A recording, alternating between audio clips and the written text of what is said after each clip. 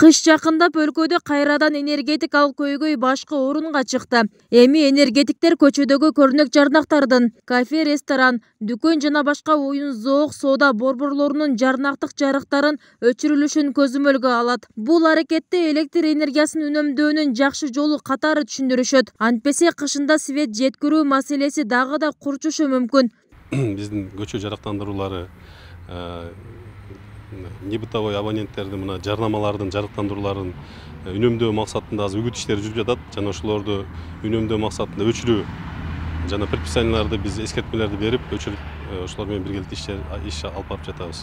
Берилген тапшырмаларда лимиттерден биз ашыгы менен пайдаланып жатабыз. Жылдын башынан баштап 90 миллионго киловатт саатка ашыгы менен пайдаландык. Мына ошолорду үнөмдөө иштери ошол мажбурлуу болуп атабыз да. Лимит берилген себеби ошол лимитке берилсек бул кышкы мезгилде жакшы чыгабыз деген сөз да. Улуттук энерго холдинг ишканасынын жетекчиси Таалайбек Байгазиев жарандар электр энергиясындагы жетишсиздикти түшүнүү менен кабыл алууга чакырып жатат. Ага ылайык акыл эси бар киши 10го чейин эле сейилдейт. Андан кийин эс алышы керек деген пикирин карманууда. Адистер менен көзөмөлдөп, эл менен иштеп жатабыз. Баш аягы 1,5 миллион колдонуучу бар. Ар бир жараныбыз түшүнүшү керек. Бул энергетиканын эле эмес, калктын проблемасы. Ошого жеткирбешибиз керек.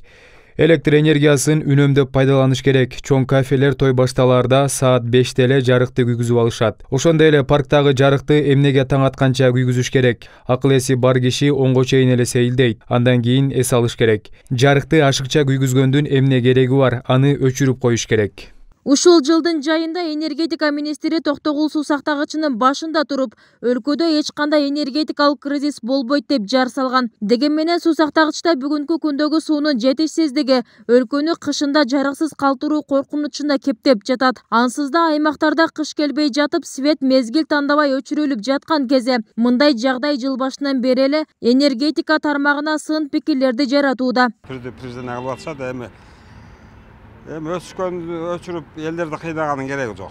Өзүбүздөн кес чыккандан кийин бардыгы канча коррупцияларды кармап атат. Бирөөнүн чөнтөгүн кагып туруп эле мияктан кошто мамлекеттен алып келген болсо весь Кыргызстан светти болот. Дагы бу жерде акылдуулар болуп атат да. Былтыр свет кичине өчүп кайра жанып аткан. Бу ел өчүп калса билбейм, эл туруштук бере албаса керек дейм.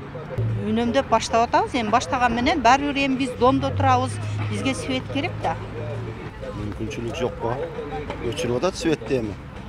Кайсы күндөр эми воскресенье, суббота күндөрү айтат, 9-дан 5-ке чейин свет өчүрүлөт деп алдынан айтып атат. Өчөт. Үнөмдөгөн ошол анан светтер эконом болсо элге да пайда да. Бирок өчүрүлөт деген айтып атышат, Түркмөнстандан алабыз суу өчүрүлбөйт, быйыл свет өчпөйт деп атышат. Бүгүнкү күндө өлкө боюнча электр энергиясын колдонуу кескин өстү. Ишкана калкка электр энергиясын жеткире албай калды. Ал ортодо электр жарыгынын тарифин көтөрүү сунушталып, бирок коомчулуктун калың катмары аны колдоого албады. Жарандык активисттер электр тармактары жаатында адистер эл менен эсептешпей жатканын билдиришет. Ошол эле учурда ошол тармактагы коррупцияга көңүл бурууга чакырышат. Башка чет мамлекеттер менен жакшынакай бир келишимдерди түзө албай, же өзүбүздүн эле ички инвесторлор менен жакшы келишимдерди түзө албай туруп эле, кайра эле ошо элдин карапайым мындай калың катмарын кыйнап атат да, мындай кылыпчы бергиле деп баасын жогорулата коюп 50 тыйынга, анан 10 тыйынга жогорулата коюп, эми мунун баары эл төлөй берет, ушуга чейин өлбөй эле төлөп келгенбиз. Дагы деле төлөп жашай беребиз да. Бирок бир акылдуу адамдар биригип топтолуп туруп бул маселени чечип койсо болот да. Пайданы эбегейсиз бир өлчөмдө алып келе турган кылып бир проекттер бар да.